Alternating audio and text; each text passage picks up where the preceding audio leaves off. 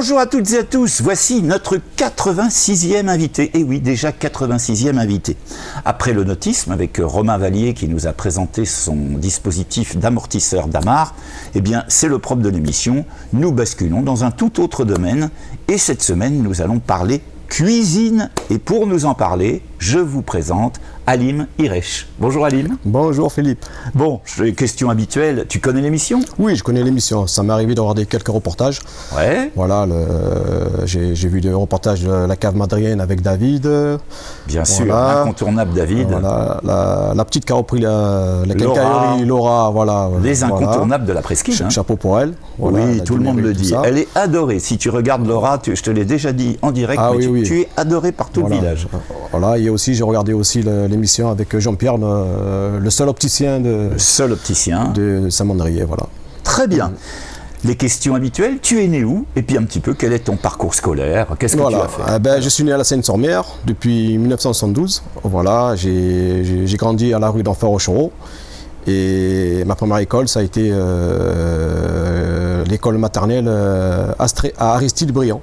Aristide-Briand, voilà. En fait, à l'époque, il faisait office de crèche et maternelle.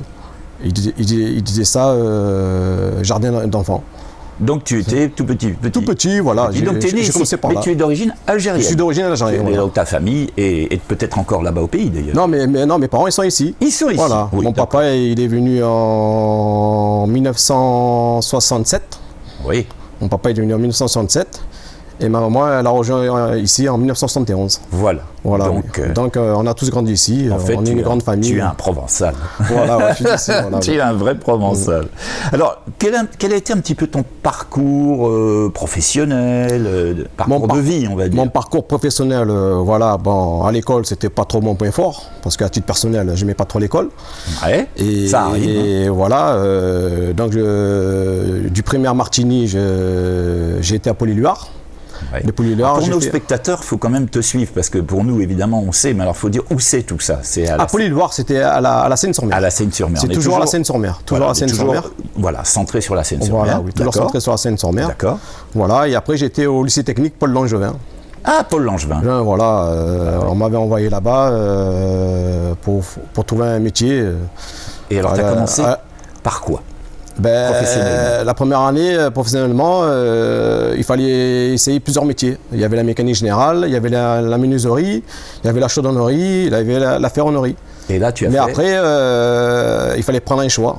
Donc, je suis resté dans la mécanique générale. Mécanique générale. Ouais, voilà. Très bien. Donc, j'ai fait une deuxième année supplémentaire en tant que tourneur-fraiseur. Oui. Mais le problème, c'est qu'à ce moment-là, ils ne recherchaient pas trop ce genre de métier. Voilà. Et donc, j'ai quitté l'école tout jeune. Donc, j'étais chercher du travail. Oui. Ce métier-là, je ne trouvais pas. Donc, j'ai fait du porte-à-porte. Et c'est à ce moment-là que je suis tombé chez un miroitier. Un miroitier. Miroiterie Gigli à l'époque, c'était toujours sur la Seine-sur-Mer. Toujours la Seine. Voilà, et après je suis resté presque 14 ans dans ce domaine du métier. Et puis on peut le dire, malheureusement, tu as eu une grave blessure. Hein. J'ai eu une grave blessure entre-temps, à ma main droite, malheureusement, donc j'étais obligé d'arrêter ce métier. Et voilà, j'étais obligé de m'occuper de ma main. Qu'est-ce que tu fais maintenant professionnellement? Professionnellement, je suis agent technique. Tu es agent technique? Voilà, dans une résidence de vacances. Voilà. Et avant ça, j'ai travaillé dans le technique à la mairie. À la mairie. Pendant 3 ans, en contrat aide. Alors justement, comment tu es arrivé à la Saint-Mandrier? C'est via la mairie? C'est par la mairie? C'est autre chose? Déjà par rapport à la mairie, voilà. Ouais. Et en plus, étant plus jeune, étant préadolescent, on venait avec des amis de la Seine à pied, on venait à la plage La Vieille. Comme font beaucoup de Sénois. Voilà. Mais on ne faisait pas attention que c'était Saint-Mandrier. On venait, c'est assez plus tard. Voilà, donc plus tard, je suis revenu et c'est là où je suis tombé amoureux de la presqu'île. Qui ne tombe pas amoureux de la presqu'île, le charme, la mer, la forêt. Son qualificatif, la presqu'île. C'est très très beau, franchement, c'est très très beau. C'est un paradis ici. Hein. Franchement, oui. Et puis, c'est ce qui nous amène aujourd'hui. Tu es quand même un passionné de cuisine. Alors, depuis quand tu aimes faire la cuisine? La cuisine, ça fait longtemps que j'aimais bien faire la cuisine, déjà regarder. Parce que ma maman, voilà, il y a ma maman, dès qu'elle cuisinait avec le minimum, elle arrivait à faire le maximum. Et oui. Et comme j'ai 7 frères et sœurs, en tout on était 8 enfants. Ouais. Et maman, je me rappelle à l'époque, elle faisait les fêtes de marché, voilà, et je la voyais cuisiner, mais voilà, mais tout en observant, avec le temps. Après, arrivé un moment qui fait de la vie, comme quoi il faut se débrouiller tout seul. Hein. Dès qu'on commence à avoir un appartement, quoi, il faut se faire manger tout seul. Voilà, donc, et c'est là que j'ai commencé à te faire des bons petits plats. Des bons petits plats. Bon, il y en avait qui étaient réussis, il y en avait qui étaient ratés. Il faut dire aussi ce qui est vrai. Quand on apprend quelque chose, on expérimente, parfois on rate, et puis c'est comme ça qu'on apprend. Voilà, et j'apprends sur le tas. Voilà. Tu apprends sur le tas. Quelles sont tes spécialités? Parce que là, on a un très beau tagine. Ah oui, très beau tagine, voilà. C'est à toi, bien sûr. Voilà, oui, c'est à moi, et ça m'arrivait déjà de cuisiner avec. Voilà. Des grandes tagines, voilà. Donc tes spécialités sont des spécialités orientales ou j'ai spécialité orientale, mais je peux cuisiner provençale. Voilà. Ah oui, provençale aussi. Également. Par contre, j'aime bien aussi la cuisine locale, comme ici chez nous, la Saint-Mandrier. Voilà. Comme à Saint-Mandrier. Voilà, oui. Alors on va dire quelles sont vraiment tes spécialités où tu te régales à préparer. Là où je me régale beaucoup, bon, le couscous, le fameux couscous. Voilà, je reste dans la simplicité. Parce que moi je fais le vrai couscous. Voilà, j'utilise 2 ou 3 viandes, parce qu'il y en a qui utilisent plusieurs viandes, mais le vrai couscous c'est comme il y en a ils mettent le merguez. Le vrai couscous, il n'y a pas de merguez à la base. Ça s'est fait ici en venant en France. Voilà, ça s'est fait ici en venant en France. Voilà, dans des additifs occidentaux. Voilà, oui. Donc le vrai couscous, c'est le mouton. C'est le mouton, l'agneau ou le bœuf. Voilà, mais à la base, normalement, il n'y a pas de merguez. Voilà, c'est venu après en France. Et ben voilà, on en apprend. Oui. On en apprend dans Figure André. Voilà. Ça, c'est le vrai couscous. Et dans la cuisine, les légumes quand même. Oui, les légumes, voilà. Je prends 2-3 légumes. En général, il y a le navet, la pomme de terre, la courgette et les pois chiches. Ça donne faim. Et les carottes un peu, voilà. Ça donne faim, les amis. Ça donne faim. Donc, en fait, pour toi, la cuisine, c'est un plus. Pour moi, la cuisine, c'est un plus. Voilà. Je pourrais dire comme un loisir. Ouais. Parce que des fois, en dehors de mon travail, on m'appelle, surtout la commune. Voilà, on va découvrir la commune de Saint-Mandrier. Voilà, c'est un plus. C'est un plus, ils m'appellent pour les aider et j'essaie d'apporter mon savoir. D'ailleurs, on va en parler parce que tu es quand même dans la vie associative. Chaque année, tu participes à la célèbre Bouillabaisse de Saint-Mandrier avec Henri Esposito, Macario, etc. On te voit chaque année, d'ailleurs on t'a vu dans des reportages précédents, où tu prépares les poissons. Les poissons, la mise en place, le découpage, voilà, franchement oui, ça me plaît. Et je remercie encore la commune de faire appel à moi. Puis tu la remercies d'autant plus que tu as gagné le premier prix de la fête de la Cogourde. Oui, je l'ai gagné, oui, c'est vrai. C'est en 2022, là récemment, c'est toi le numéro 1. Alors, sur quels critères, pourquoi tu es devenu premier? Qu'est-ce qu'il fallait faire? Je suis venu premier parce qu'au départ, il y en avait beaucoup qui me poussaient à me présenter. Et là, dernièrement, c'est mes enfants qui m'ont poussé à y aller. Et donc, j'y étais. Mais après, commencer dans la courge, il y a plusieurs types de courges. Il faut savoir varier les courges et savoir jongler avec quelques épices. Il ne faut pas les mélanger avec n'importe quoi. Donc déjà, il fallait réfléchir avec quoi il fallait que... Alors est-ce que tu peux je pouvais faire et tout ça. Qu'est-ce que tu as fait? Est-ce qu'on peut le dévoiler? Oui, on peut le dévoiler, bien sûr. Bien sûr, oui. Donc j'ai fait un tagine. Un tagine, voilà, à peu près ce modèle-là, mais en plus petit. J'ai fait un tagine à l'agneau. Voilà, avec à la base la courge et des pommes de terre. Et j'ai fait une cuisson à l'étouffée. Voilà, une cuisson longue. Voilà, et c'est à partir de là, une fois que j'ai fini, je suis même arrivé juste au moment du truc, j'ai même eu peur d'arriver en retard. Donc au moment où je suis arrivé, là, je me suis inscrit tout ça, et bon, après sans plus. Les derniers seront les premiers, donc voilà, et après sans plus. C'est toi qui étais le premier. Je suis resté étonné, parce que moi au départ je ne m'y attendais pas. Mais je me suis assis, je regardais un peu à droite, à gauche, et c'est mes enfants qui m'ont dit papa, il t'appelle. C'est une très belle distinction pour toi. Très belle distinction, comme voilà, tu participes à faire de la cuisine pour les assos, etc., pour les collectivités. Et j'aimais qu'on m'appelle. C'est un sacré beau diplôme, parce que de rien, c'est un plus. Pour moi, une reconnaissance. J'ai eu le premier diplôme remis par M. Gilles Vincent. Pour moi, c'est un honneur et surtout un bonheur. Pour moi, c'est mon premier diplôme de cuisine. Et voilà. Puis alors, j'en étais très content. Je suis même resté rare parce que y a quand même, c'est que sur notre presqu'île qu'on a ce genre de fête vraiment typique. Voilà, en dehors de toutes ces activités, est-ce qu'il te reste un peu de temps pour d'autres loisirs que la cuisine? D'autres loisirs, par m'occuper des enfants, je me suis remis au sport. Parce que j'ai joué au foot à l'époque sur la Seine-sur-Mer.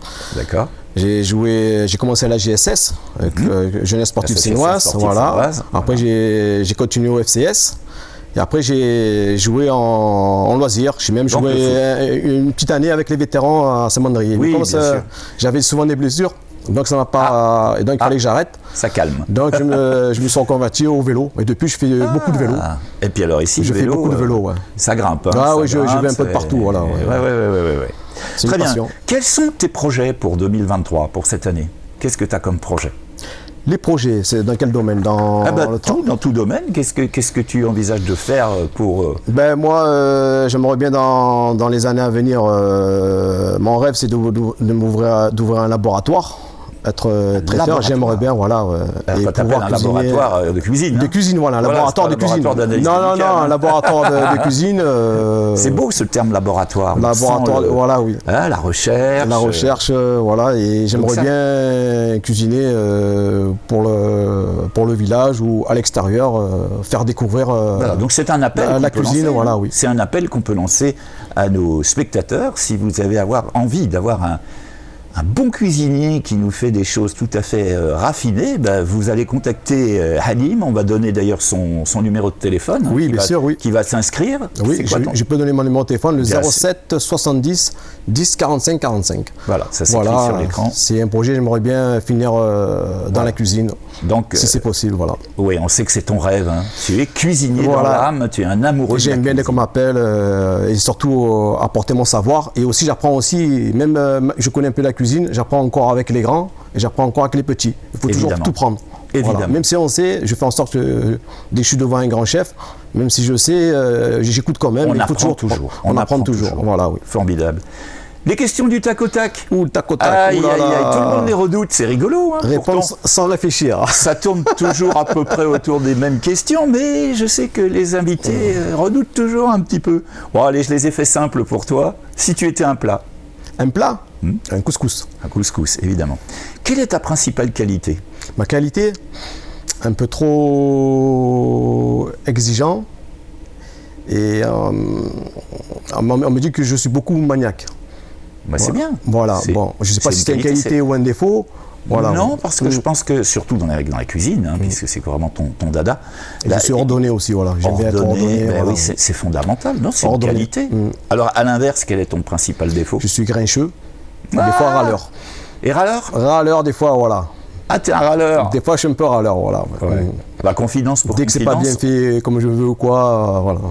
Moi, on me dit que je le vois au travail, là où je suis.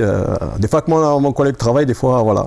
Bon. Mais ça va. Tout va bien. Non, c'est rien. C'est pas un gros défaut, ça d'être râleur. J'ai le même. Je râle tout le temps aussi. Ah oui, je sais, parce que vous pouvez peut-être imaginer que je suis sympathique comme ça à l'image, mais je râle tout le temps. Si tu étais un animal? Le fennec. Oh, ça, c'est rare, ça. Le fennec. Ah, bah là, il faut t'expliquer. Le fennec, il est tout petit, il passe de partout. Ouais. Et il vit de rien. Et il vit de rien. Et en général, il vit dans les pays d'Afrique, surtout dans le désert. Ouais. Donc moi, en gros, avec rien, je peux me débrouiller, voilà, et je lâche rien. Ah oui. C'est tout petit, mignon, le fennec, voilà, oui. Ouais. On dit par contre des fois que ça sent pas bon, le fennec. Ah, ça sent mauvais, oui. Tu en as déjà vu en vrai? Non, en vrai, non. C'est bizarre. J'aimerais bien avoir un en vrai devant moi. Ouais, on dit souvent que le fennec, ça sent pas bon. Pas très raccord avec la cuisine, ça. Non, pas très raccord. Non, c'est pas grave.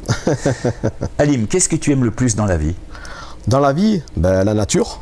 La nature. Voilà, le contact des gens, parler avec eux, discuter avec eux et apprendre toujours. La sociabilité. Voilà, il n'y a pas un jour où je rentre à la maison où j'ai pas appris quelque chose, que ce soit dans le domaine du travail ou autre. Chaque soir, je rentre à la maison, j'apprends toujours quelque chose. Tu es une personne très ouverte aux autres. Voilà, c'est beau, c'est une belle qualité. J'aime bien l'approche surtout. Voilà. Et alors, à l'inverse, qu'est-ce que tu détestes le plus dans la vie? L'hypocrisie. Ça revient souvent. Ça. L'hypocrisie, voilà. L'hypocrisie, voilà. On est servi dans le monde actuel, au plus haut niveau. Oui, c'est vrai. c'est vrai. Bon, tu sais que dans cette émission, il y a la question finale qui est dédiée à un message personnel que tu as envie de passer à nos spectateurs, un message qui va porter sur n'importe quel sujet de ton choix. Oui. Hein, donc, je te laisse t'exprimer. Nos spectateurs, c'est eux. Ah, le message personnel. Ah oui, oh là là. Ben, mon message personnel, je voudrais laisser un message, je voudrais parler aux aînés, à nous parents. Je voudrais qu'on apprenne à nos enfants et à nos petits-enfants de ne pas jeter, de garder, parce que je vois qu'il y a beaucoup trop de gaspillage. Il faut toujours garder, même une tomate avec une petite tache ou une pomme de terre abîmée, ça peut servir. Avec une pomme de terre, on peut cuisiner déjà pour 2-3 personnes, voilà, et ne pas jeter. Donc apprenez bien à nos enfants à ne pas gaspiller et jeter. Ça m'est arrivé de voir un jour, je suis même assez étonné, un enfant jeter la moitié d'un sandwich dans une poubelle. Et ça m'a fait mal au cœur. Voilà, le gaspillage, c'est très important. Ah bah c'est un message très important que tu viens de délivrer, parce que tous nos invités passent des messages, mais celui-là, il est fort, il est d'actualité. Pour la vie, pour la vie, et comment la vie est de plus en plus difficile et tout ça.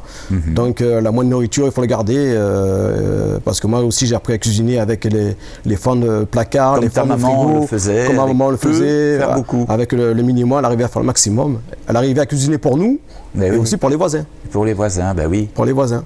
Avec rien. Avec pas grand-chose. Pas grand-chose, oui. Écoute, c'était un superbe message, ça, je trouve, Alim, et je te remercie beaucoup de l'avoir délivré à nos spectateurs. Merci de t'être prêté à cette interview. Et puis, quant à vous, si vous le savez, si vous souhaitez me contacter, vous m'écrivez toujours sur la même adresse de contact, fpm.saintmandrier1, tout attaché, @orange.fr. Et puis évidemment, je ne cesse de le répéter à chaque fin d'émission, n'oubliez pas de vous abonner à la chaîne si ça vous intéresse, de connaître encore d'autres invités locaux de la Presqu'île. Il n'y a pas que le village, il y a aussi Pain-Rolland. N'oubliez pas non plus d'activer la cloche des notifications afin de ne rien rater de notre actualité hebdomadaire. Mettez des petits pouces bleus, ça fait toujours plaisir. Et puis des commentaires. On se retrouve quand ? Le 9. Jeudi prochain. Le 9. Moi, voilà. Alors là, Alim nous dit le 9, évidemment, parce qu'on enregistre l'émission aujourd'hui, nous sommes lundi. Donc évidemment, cette semaine, donc quand vous allez regarder, nous serons le jeudi 9. Mais là, moi, je vous parle du jeudi de la semaine suivante pour un ou une nouvelle invitée mystère. Suivez la chaîne. À bientôt, à jeudi.